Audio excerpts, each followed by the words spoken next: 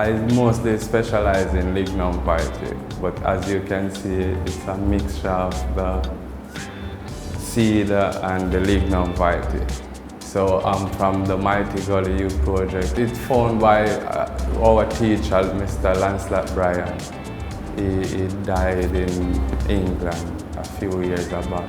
So what he always do, he always go around and all boys who on the street, homeless boys, and take them and bring them to the shop and teach us. And he always have place, if you're coming from far, you can stay over, and he teach us every little thing, cleanliness, how to cook, and everything. So we grow up in Old Harbour, so it's very close to the Mighty Gully. So from I was a youth, I was always going over there until I get to fall in love with it. And Mr. Bryan taught us how to carve and how to do business. And so what I do is not me alone.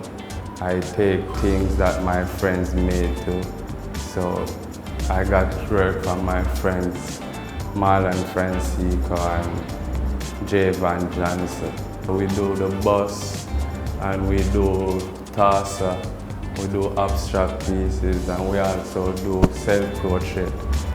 It's like a dream come true for me, because I always want to own a shop to try to do business different, because every time I do business and I go out there, I never feel satisfied with the business because I feel like I'm being underpaid.